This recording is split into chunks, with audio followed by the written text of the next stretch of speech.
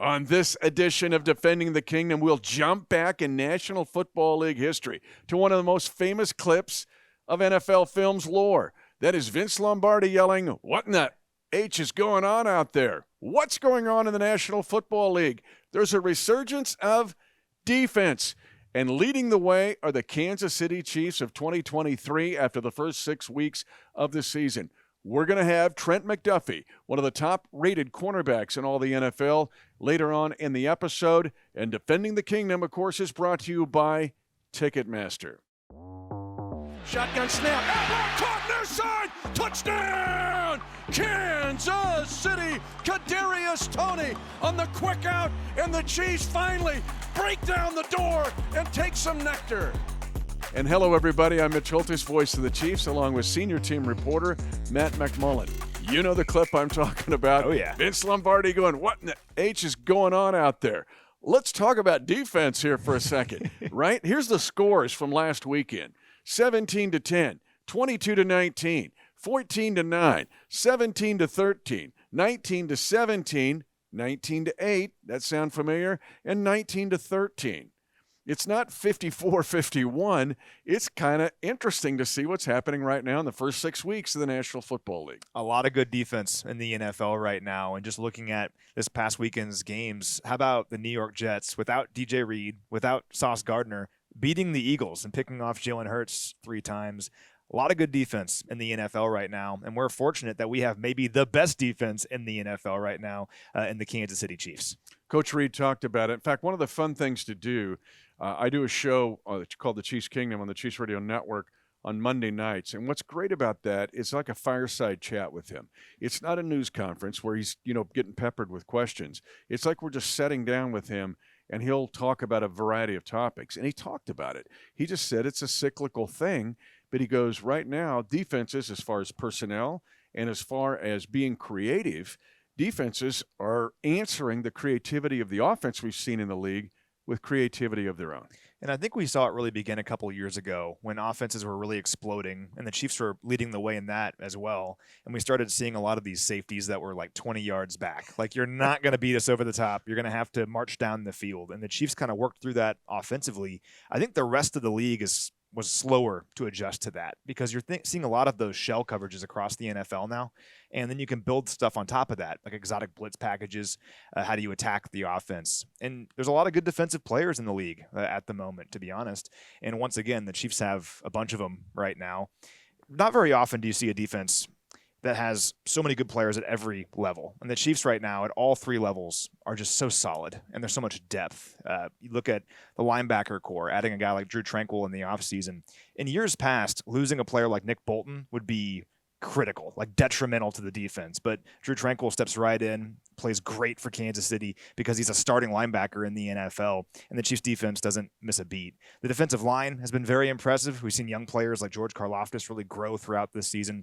And of course, the secondary, we'll talk about them when Trent comes on in a little bit. But how about Charles Omenihu also joining this defense here this week now that his suspension is all finished up? He's a player who I thought might be like the second best pass rusher on this team, and you're adding him here in week 7. It's very exciting stuff. I'm going to add an adjective, too, to this Chiefs defense, which is also part of kind of the trend in the National Football League, and that is versatility. When you see Mike Danek can play the edge on the outside, but he's a very effective inside pass rusher. Omenihu can do the same thing. We saw it during the spring and at training camp. You look at a Felix Anudike-Uzomah. He can do the same thing. George Karlaftis. So there's your guys up front. Now, Chris Jones can go from inside to outside. He can play outside the tackle's shoulder. We've seen him be effective in both ways. Then the linebacking core. You mentioned Drew Tranquill. We saw Tranquill and Nick Bolton together. It wasn't one replacing the other. It was together. And then you throw in a mix and match with Leo Chenal and Willie Gay Jr., and those guys are having great years. And we mentioned the secondary, and again, we're going to have Trent McDuffie on here, and we're going to talk to him about that very thing. But now all of a sudden, whether it's this week's quarterback and Justin Herbert or any quarterback in the succeeding weeks, not only are you seeing a jillion schemes, you're seeing guys in different places. Because many times I've got to identify the Mike backer. I'm going to tell all my Well, who is the Mike backer now? Is it 23? Is it 32? And look, what's why is 94 sitting here staring at me, 5 feet from me. I mean, it's really interesting what the Chiefs are doing, and it's somewhat revolutionary. Yeah, and it's been so effective this year. I think of some of the offenses the Chiefs have faced this season. So in week 1, the Detroit Lions, one of the best offenses in the NFL, you hold them to 14 offensive points. Think about even Denver last week. I understand that the Broncos offense wasn't very good last season, so we kind of just think they're still not very good, but that was the number 10 scoring offense in the NFL coming in. Russell Wilson had, I think, like 11 touchdown passes, just 2 picks. The Broncos don't score until about 5 minutes remained in the fourth quarter. And it took a remarkable play to do it. Exactly. That was an awesome play by Cortland Sutton. And also some penalties involved. Yep. So this defense has been so good. Even just a couple weeks ago against the Vikings, hold Justin Jefferson to like 23 receiving yards, the best wide receiver on the planet. So yeah, this defense is legit. It's been so much fun to watch. Right now, if you look at just scoring defense, so it includes things like the pick 6 and the Lions game. It's not really fair. It just adds in all the points. The Chiefs are only allowing 14.7 points per game. Second best in the NFL, behind only San Francisco. They're allowing 14.5 points per game. And you mentioned this previously, the Chiefs are the only team in the NFL to hold the opposition under 22 total points and 21 offensive points in every game this season, all 6 games. Not San Francisco, not Buffalo, not Cleveland, none of these other teams. They've all had like an off day. The Chiefs have not had an off day the entire season defensively. Now let's keep it rolling here against the Chargers. Just think of this. Just take a second. The Kansas City Chiefs, after 6 weeks of the 2023 season, are number 1 in the NFL in offensive points allowed of all of the teams that have played 6 weeks and not had a bye. Just let that soak in for a second. The other thing to soak in, and you and I are both nerds, okay, everybody knows that now throughout Big time, the kingdom. And we didn't do around the world, by the way. We got to get to that in a We still second. got that, don't worry. Okay, let's jump in there. But we were kind of nerded out when the Chiefs were able to get Trent McDuffie last year in the 2022 draft. Oh, yeah. We're thinking, what? He dropped to 21? And the Chiefs were able to go up to get him. But now we realize we're getting so much more than we thought. So when we do the first round of the draft every year, Mitch and I do like a live stream. So we're reacting to the pick live with everybody else. We don't get any lead time. We just hear who the pick is, and we better know who it is. And because we're going to talk about him, we better have done our research, right? And every year I do like all of these one-sheeters with like 5 or 6 bullet points on potential players that we could take. And back in the year that we got Trent was the very last one-sheeter I made because I thought there was no chance that Trent McDuffie was falling all the way to us, which back then I think we had the 30th overall pick, the 31st overall pick, and we traded up. So that's part of why we got him. But I was just killing time on the morning of the draft, just sitting there twiddling my thumbs, and I was like, I guess I'll make some more one-sheeters for players that there's no chance that we'll get. And Trent McDuffie was the very last one I made. And what do you know? We drafted Trent McDuffie. And I remember saying that night that this was like a coup for the Chiefs. Like I could not believe we got a player of his caliber at pick number 21 overall. And it's turning out to be the case. I mean, he right now, if you look at Pro Football Focus numbers, he is the number 2 corner in the NFL right now. He's been absolutely outstanding. People just aren't throwing at him.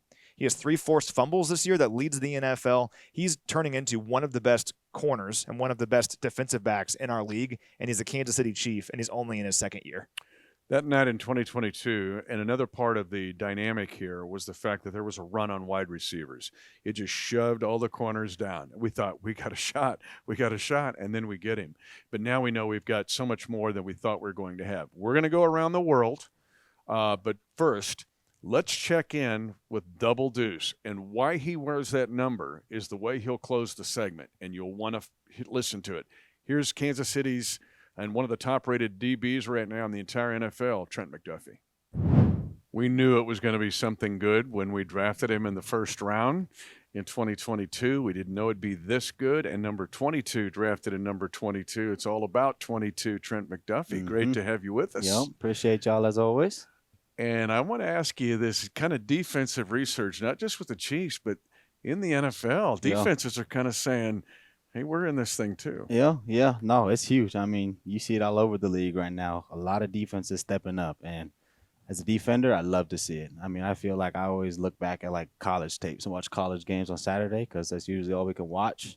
I be watching like, dude, why are all these teams scoring so many points? Like, where is the defense? Like, we need to get this defense going. So, it's been a great year so far, but definitely looking to keep stacking on what we've been doing.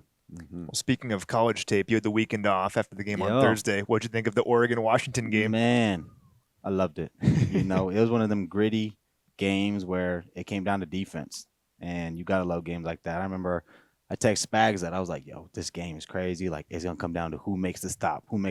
And fortunate enough, the crowd got enough to where they missed the kick, and boy, I was so excited. I was texting everybody. I'm like, I told you this UW team is for real. Bucket list to go to that place. That's one of the coolest places I've ever seen to go to a game. You need to. You tailgate out on the lake on a yacht. That's the first. Honestly, my first game there, I saw that because you hear it, but you don't really know what it's like until you're there. And yeah, they get down on that lake. You got yachts, you got people partying, you got the music blaring. So it's a fun environment. It is that. What's been fun is to see this defense and to look at the statistics of teams that have played 6 games, taking offensive points allowed, take away the pick 6 and the safety, right? You're number 1 in the league. Number 1 in the league in offensive points allowed after 6 weeks.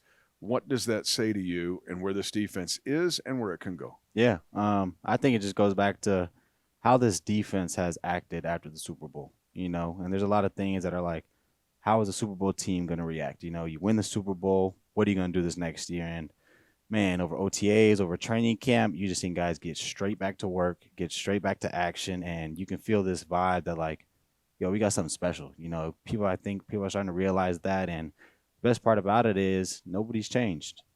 Nobody's thought different. Nobody's coming here and try to do anything different but get to work. And being around a group like that, man, it just makes it so much easier to go out there and practice. When it's starting to get cold now, you got to start putting the gloves on, start wearing the sweats, and it's like, okay, it's about to be long days, but we've done all the hard work. We've worked so hard through training camp that now we get to go out here on Sundays. Like, let's just go show the world. Let's go out there, have fun, let loose, and go play. And I feel like we've done a good job of just sticking together. Through all this adversity, through everything that's happened, this team is stuck together, and I feel like that's huge for us. We talked a lot about the Fab Five last year, Yeah, and you guys played a huge role in the Chiefs winning the Super Bowl.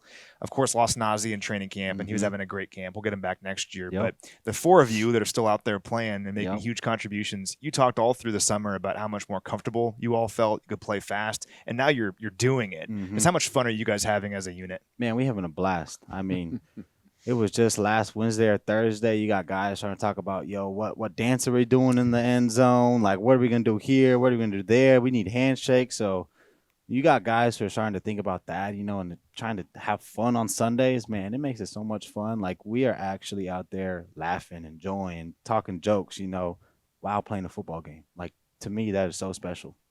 Anybody mess with you about having the almost walk-in pick 6? Oh, man. That's what you're going to walk in with it. Man, that'll stick with me forever. That's for sure. Don't know how they got that ball through, but they made a good play. But, yeah, still waiting for that first one. Oh, it's going to happen. I'm telling you. You got the 3 forced fumbles, though. 3 forced fumbles this season. I keep telling people, I'm like, you know what? Even if I don't have picks, as long as I'm making a game-changing play out there, like, I'll live with it. Like, I'm good. As long as we're getting that ball back to the offense, shoot, I don't care how I do it. Well, you're tied with the NFL lead. I think Javon Holland has 3, and you have 3. So, Man, yeah, it's got to get one on Sunday. I'm telling you.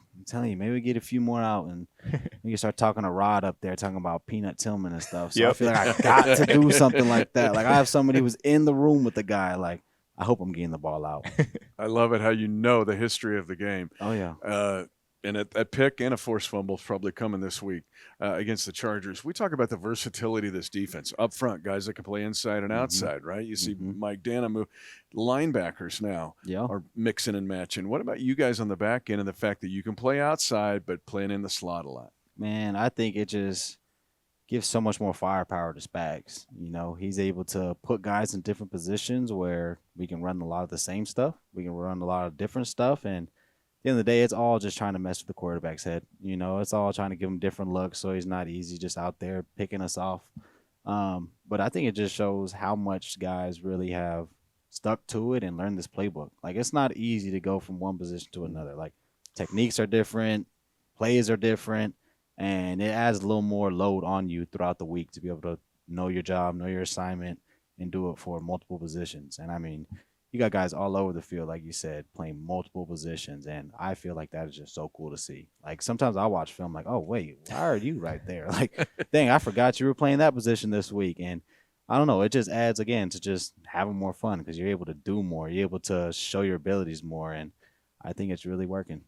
When you're in the slot and Spags calls the corner blitz, what goes through your mind? Oh man, every time, bro. I'm like, you are so lucky. Like I know I blitz from the nickel, but teams are starting to pick up on it. So it's like when I'm blitzing, they're looking at 2-2, like, oh, he might be coming. But a corner, that's hard to pick up now. You never expect a corner to come. So every time they get it, I'm like, all right, bro, I'm gonna make sure they slide this line to me, and, give you a nice pressure, but go get a sack. Every time I'm thinking is go get a sack. We'll close out this way with you, and thanks for being with us again. But the number 22 means so much to you. Yeah. You were 21 the first year, right? You win a Super Bowl in 21, but one goes to Cleveland. Yeah. Walk us through what happened, because I think it's an awesome story. Yeah, getting 22? Yeah. Yeah, man. So right after the Super Bowl, Juan finally went to Cleveland, and I remember he was the first one, and Veach. Two people were the first two to text me right after he left. And Juan was like, hey, dog, good luck out there. Love playing with you, but the numbers out there for you now. And I was like, oh, bet. But it wasn't until Veach texted me. It was like, hey, man, 22 is available. It's yours. Just let me know. Like, I'm going to save it for a while. You just think about it and let me know. And after that, I was like, man, I got to be 22. Like, when I first heard Juan was leaving, I was like, I don't know, maybe stay with 21, like maybe try to do something with that. I know 22 is always there, but I don't know. 21 was like Super Bowl thing. So, I was thinking about all these things, and then Beach texted me, and I was like, boom, another light. I was like, yep, that's it for me. So texted Beach back like, hey, brother, appreciate you. I will be in 22. And the reason 22 is so special to you and the story of Washington when you went on your visit. Yeah. Man, 22 is my older brother's number. For people who don't know, and he passed away a few years ago. So I'm always saying our family, the boys, the girls, everybody played sports. We had our own numbers. And going to Washington, never asked for 22. I think I asked for like 4, 7, 24, a bunch of random numbers. And got there, looked up, first day on campus, went to the locker room, and above my locker it said Trent McDuffie, 22. And I remember just taking the picture, being like, wow, like didn't ask for this. This is my older brother's number. Like this is a sign that he's not only watching over me, but I chose the right place. So took a picture, sent it to the fam, and the rest is history. It's amazing. Yeah. I still can't believe we got this guy. Mitch and I do our live stream on the first round of the draft every year, and we were going through all the names that made sense that would be like available in that range. And then when we traded up and got you, I looked at Mitch. I was like, I thought there was no shot we were getting Trent McDuffie. We're so glad that you're here, man. I'm glad I'm here too. You're helping really make this defense one of the best in the NFL. Hope so. Looking forward to keeping it going. Yeah, man. Yep, just trying to do my part. Y'all already know. It's coming. Pick, Yep. force fumble. Just get ready. Something. All right. An amazing human being, an amazing football player. Yeah, just, man, the more you get to be around him, you just realize how special he is. Yeah, he's awesome. If you want to build a great defense, it begins with foundational young players who can come in right away and play really good ball, but who are also outstanding leaders. And he's all of those things and more. He's awesome. We're so fortunate that he's going to be a Chief for a very long time and be one of the best corners in the NFL for a very long time. And he's on our team. And he's just as much of a nerd as you and I, because what he wants to do is he just watches video, like football video. He wants to watch football games at all levels. During COVID, he said, all I did was watch football games. I want to see what everybody's doing, and he studies it. So a lot of that is manifested on his play on the field. Now, you know who you are. This is most of the fans in the National Football League around the world. What do we play fantasy football with? Offense. Yeah, you have Really? a defensive and special teams segment. A little bit, but that's all- like way down the list. Like, and okay, and if maybe you're in a sophisticated league, they go a little more than that. But defense is the other thing. Steve Spagnuolo, the Chiefs defensive coordinator, that drives him crazy is at training camp. If there's a great offensive play, the crowd just roars. If there's a great defensive play, they groan like, oh, it wasn't a great offensive play. And it just drives him nuts. So I instructed my grandkids this year to cheer for the defense, like during a period, like just cheer for them and just for Spags. But anyway, that leads us into around the world because we know who you are. You want to play fantasy football with offense, no matter where you are in the world. But let's just have this episode of what's going on out there because defense is making a push back and travel around the 7 continents. You can tell we're fired up about this because we're getting into around the world like 15 minutes into this podcast. That's on me. No, we're excited. So we've got Shelly is on Lackland Air Force Base in San Antonio.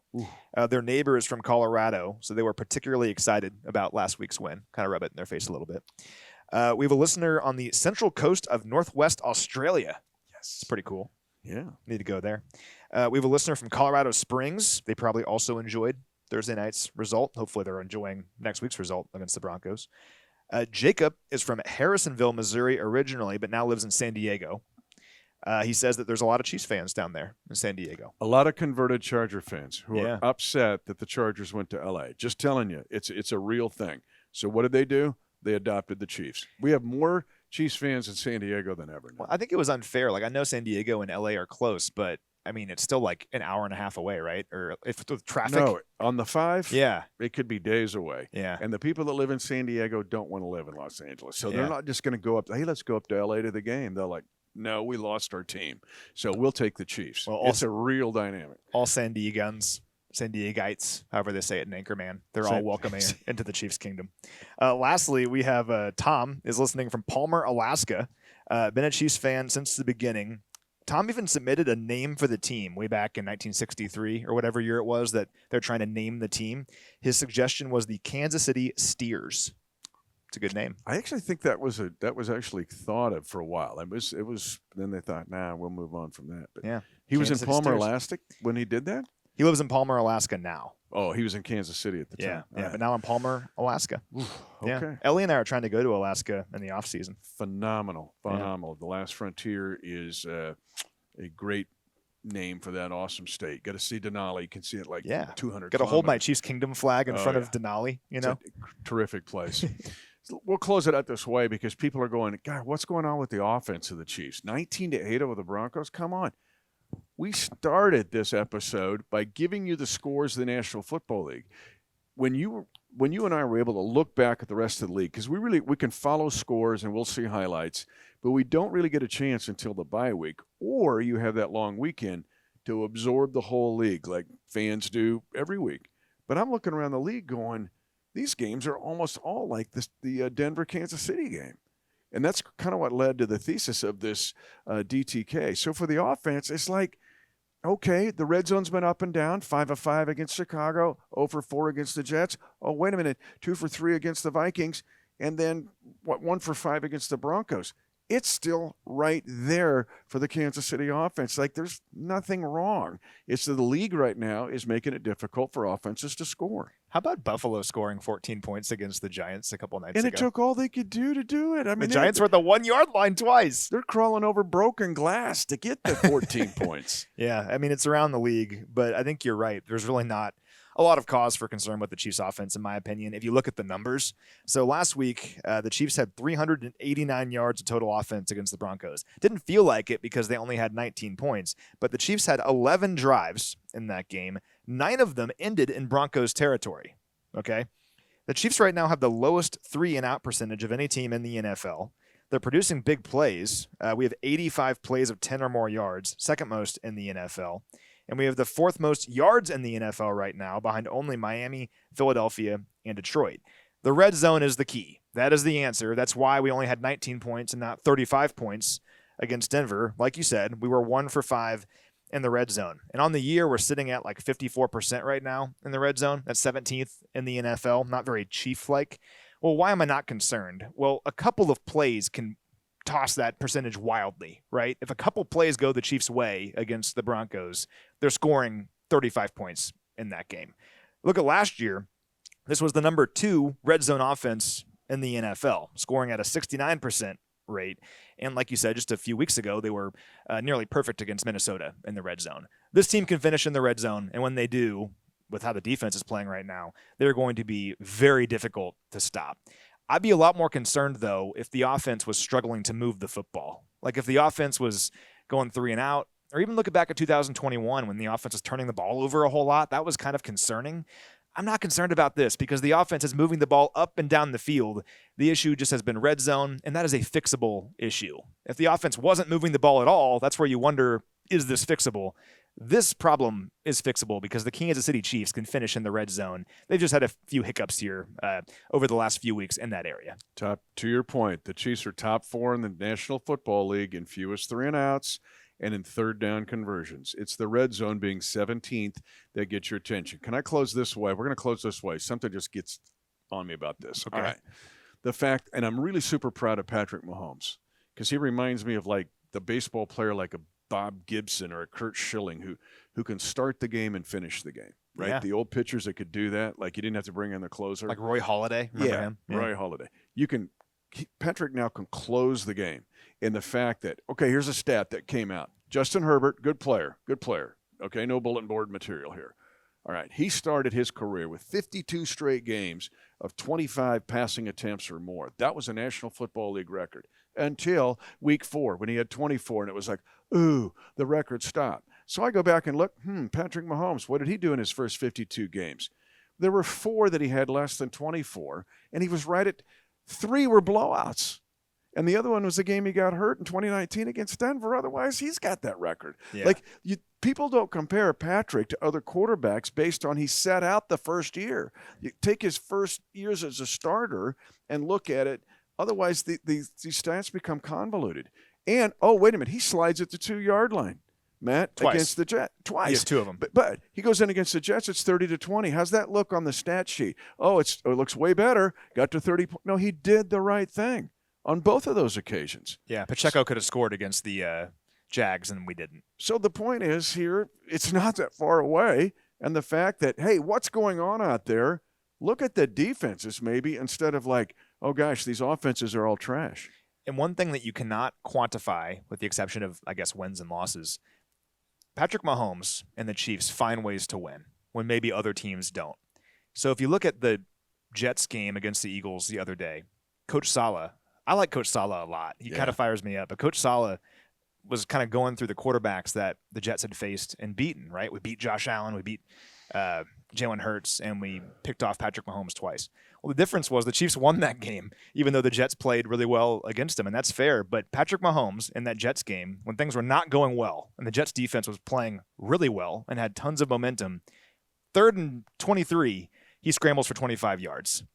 3rd and 8 in the red zone, he scrambles for 9 yards and wins the game. He finds ways to win the football game. And think about even the Denver game last week. Denver scores that miraculous touchdown, makes a game of it. They're only down 8 points.